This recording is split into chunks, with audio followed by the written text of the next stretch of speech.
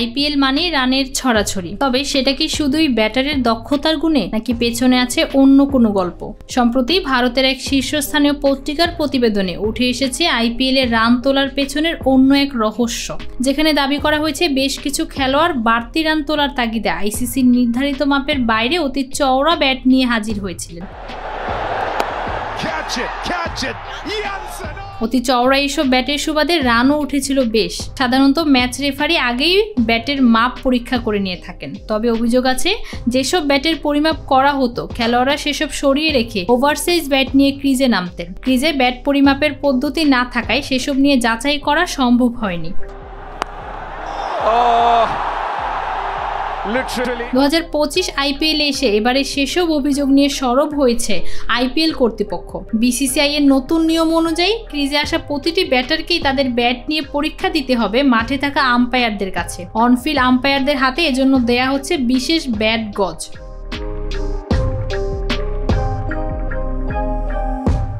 এই ব্যাট গজের ফাঁকা স্থান কোনো ব্যাট পুরোপুরি বেরিয়ে আসতে পারলেই কেবল সেই ব্যাট নিয়ে খেলতে পারবেন ব্যাটাররা। গেল বছর ইংল্যান্ডের কাউন্টি ক্লাব নটিংহ্যামশায়ার এই বিশেষ ব্যবস্থায় আটকে গিয়ে শাস্তির মুখে পড়েছিল। এবার আইপিএলে দেখা গেল সেই একই ব্যবস্থা।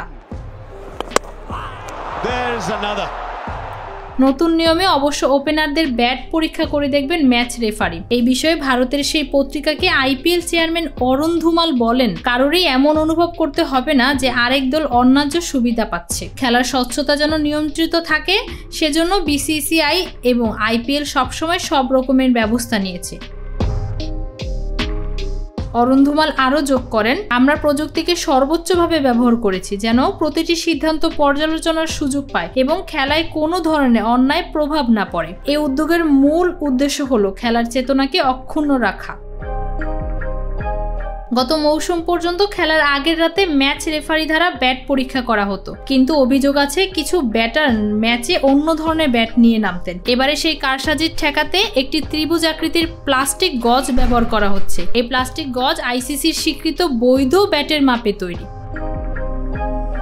আইসিসির নিয়ম অনুযায়ী ব্যাটের মাঝের অংশের পুরুত্ব হবে 2.68 ইঞ্চি, প্রস্থ হবে 4.33 ইঞ্চি এবং কিনারার দিকে পুরুত্ব 1.61 ইঞ্চি। ব্যাটের নিচের দিকে থাকা বাঁক বা বাল্জ 0.20 ইঞ্চির মধ্যে থাকতে হবে বলে জানানো হয়েছে। তবে আইপিএল খেলায় ক্রিকেটার জানান, ফ্র্যাঞ্চাইজ এই ক্রিকেটে ব্যাটাররা বাল্জ অংশে বাড়তি কাট যোগ করেন, আর এই অংশটাই শট খেলার সময় বলের সংস্পর্শে আসে। হাতলের পাশে ওজন কম রেখে বাল্জে কাট বাড়তি ব্যবহারের কারণে শট আরো জোরালো হয় বলে জানান নাম প্রকাশ না করা সেই ক্রিকেটার।